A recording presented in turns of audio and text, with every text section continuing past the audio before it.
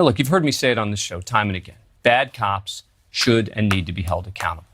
If you want to advocate for certain reforms, I'm all ears. But defunding the police is a nonsensical idea that can't and shouldn't and thankfully won't happen in this country. Joining me now is Roland Martin. He's the host of the talk show Roland Martin Unfiltered. He's covered the movement extensively. Roland and I have grown up in this business together. Roland, it is good to see you. So, Roland, what happened? I've seen that you have been tweeting out all cops should be fired, all cops should be prosecuted for murder. What's happening with you? What's happening with me was happening with the folks who are out there committing heinous acts. Tonight on the show, I talked to the lawyer of a young man who was shot and killed in Houston, Charian Lockett, where cops rolled up. No one, body camera showed, no one yelled anything. Unmarked car came out of the vehicle firing. They say he was firing at them. But there's no evidence of that. We cover these stories extensively. We just saw, of course, today, where the only officer who has gone to trial involving the death of Breonna Taylor was found not guilty as well. We can go on and on and on. The fundamental problem is spending more money is not the solution to dealing with the fundamental problems that we're seeing from police officers in this country. America's reaction always is throw more money at it. But the question is, show me the data where the police departments, where they have the highest budgets, actually are seeing the results in terms of not being able to have police abuses. Cops are lying on police reports. That's the problem that we have. That's what we have to fix.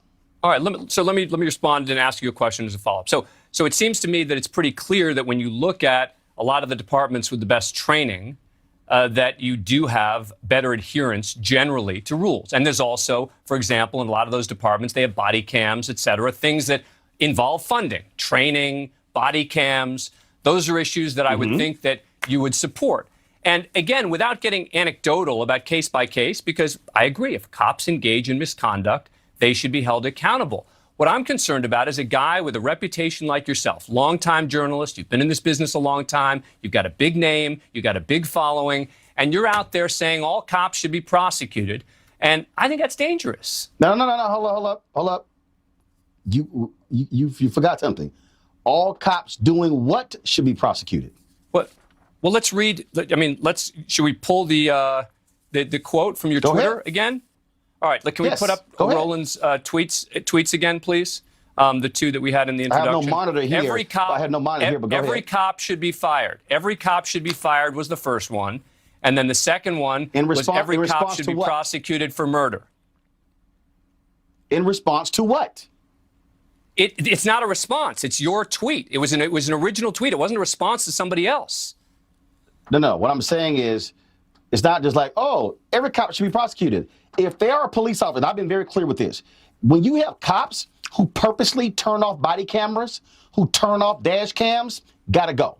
If you have cops who lie on police reports and we know after the fact that what they said was wrong, gotta go. What we have in this country, though, we have a problem where we are protecting individuals who continue to commit these crimes. Police officers have a badge and a gun. They hold significant authority. And the problem is when we do not have a proper accountability that's coming from cities, from counties, from various municipalities. That's what we need. The frustration with people in this country, we talk about resources, is when too often we're sending police officers to the scenes of to places where we should have mental health professionals. The number of people with mental illnesses who are ending up dead is a problem. The thing about death, Dan, you don't come back from death.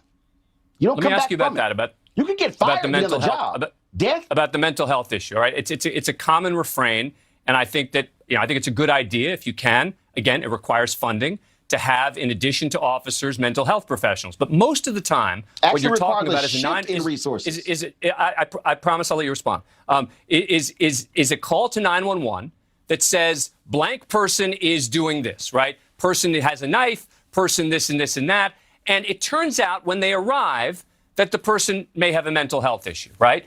You don't know until you get there what the situation is. If the person has a gun and a mental health problem, that is a real danger. And so you can't just have a mental health professional arrive on the scene. Kajima Powell was killed shortly after Mike Brown was killed. It's a case out of St. Louis. It was 16 seconds. When the phone call was made, they said that the individual had a mental illness. Was it passed on to the cops on the scene?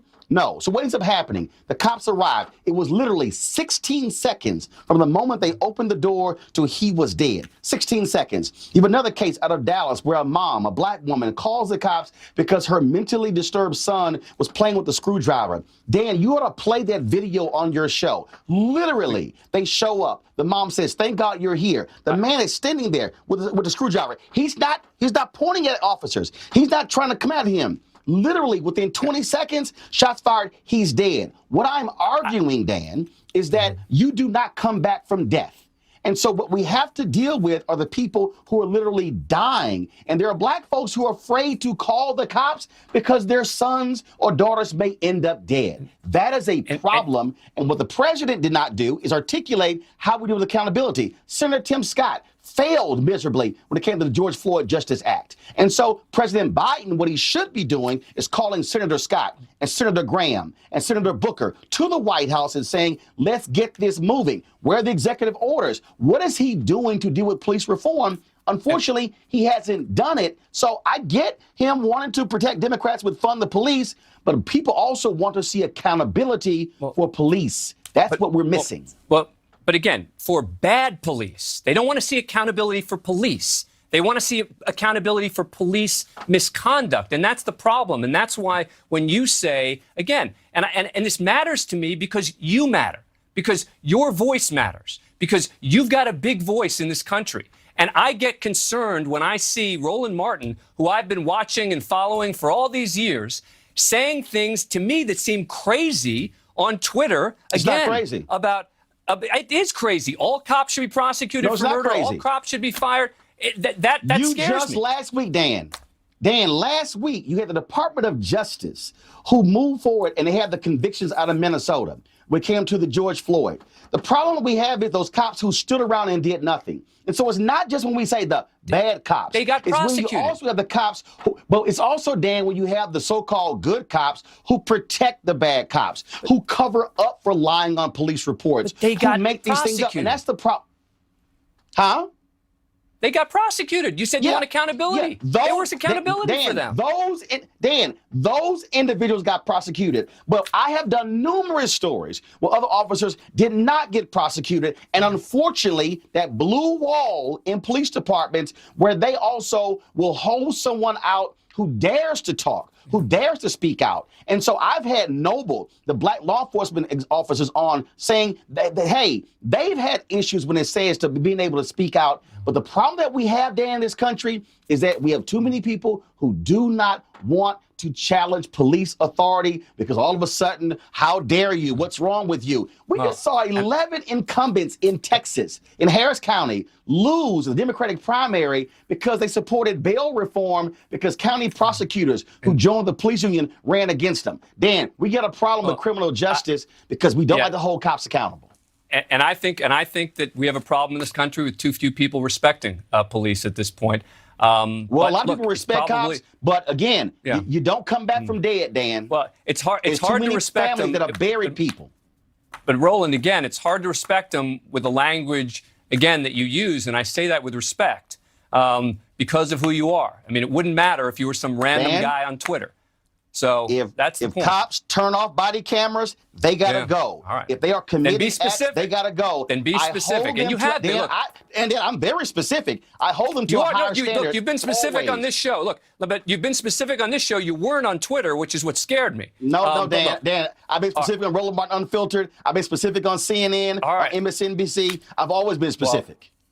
Well, Roland, I appreciate you coming on the show. I would have loved, if I had a monitor, I would have loved to see the tweet you're talking about. So have your folks email it to me. But trust me, I'm real specific about cops who do wrongdoing. And you know what, Roland? And how they need to be here's prosecuted. the other thing.